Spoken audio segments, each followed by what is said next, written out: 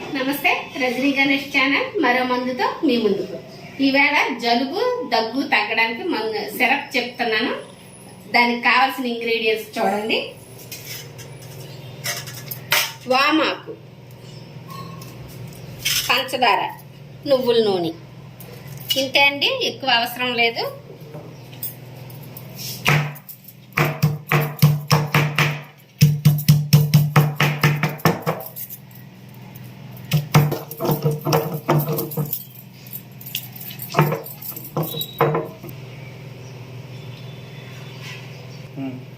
ఇవ్వండి, ఇలా దంచిన తర్వాత ఉత్తి రసాన్ని తీసుకోవాలి. ఒక 5 ml రసం,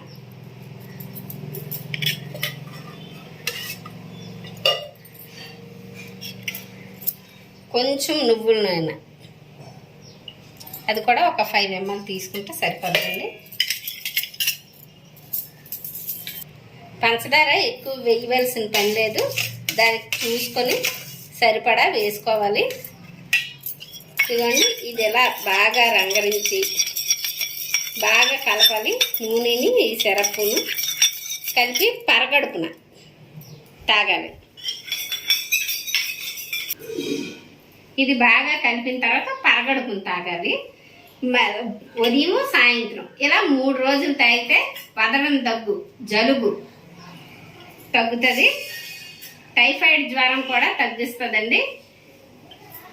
ఈ మందు చిన్నపిల్లలకైతే 1 చెంచా. చిన్నపిల్లలకి ఇచ్చేటప్పుడు ఇది కొంచెం ఘాటుగా ఉంటుంది. అంటే చిన్నపిల్లలు అంటే 2 ఏళ్ళలోపు పిల్లలు అగరగా ఉంటే తాగరు కదా, వాళ్ళ కోసం అనమాట. ఒక్కసారి వేడి నీటిలోనే ఉడికించి అప్పుడు ఆకు రసాన్ని తీయాలి. పెద్దవాళ్ళమైతే డైరెక్ట్గా దాన్ని రసం తీసుకోవచ్చు. డోసేజ్ ఏంటంటే పెద్దవాళ్ళకైతే 2 చెంచాలు రసం, 2 చెంచాలు నూనె, కొంచెం పంచదార వేసి తాగేయడమే.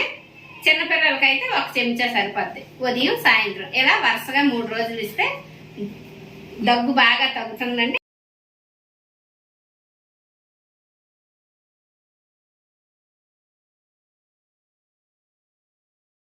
పంచదార కరిగిన తర్వాత ఇది ఒక సిరప్ లాగా అయ్యింది.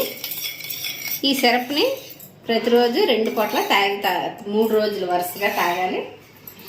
నేను చెప్పే ప్రాబ్లమ్స్ అన్నీ తగ్గుతాయి. దీంతో తలనొప్పికి ఇంకో మందు చెప్తాను చూడండి.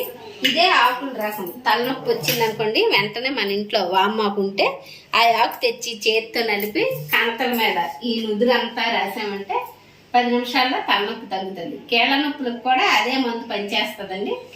ముడుకుల నొప్పులు ఇలాంటివి వచ్చేటప్పుడు మనం ఆ ఆకు రసాన్ని అప్లై చేసి ఉంచితే ఒక 5 నిమిషాలు మనకి నొప్పి తగ్గుతుంది అనమాట. దీనివల్ల చర్మంకి ఏమీ అవ్వదండి. 1-2 సార్లు నేను రాసి చూశాను. వాపు వచ్చినా సరే ఇది పనిచేస్తుంది. ట్రై చేసి చూడండి. ఒకసారి వాడి చూడండి. లైక్ చేయండి, కామెంట్ చేయండి, సబ్స్క్రైబ్ చేయండి. Thank you.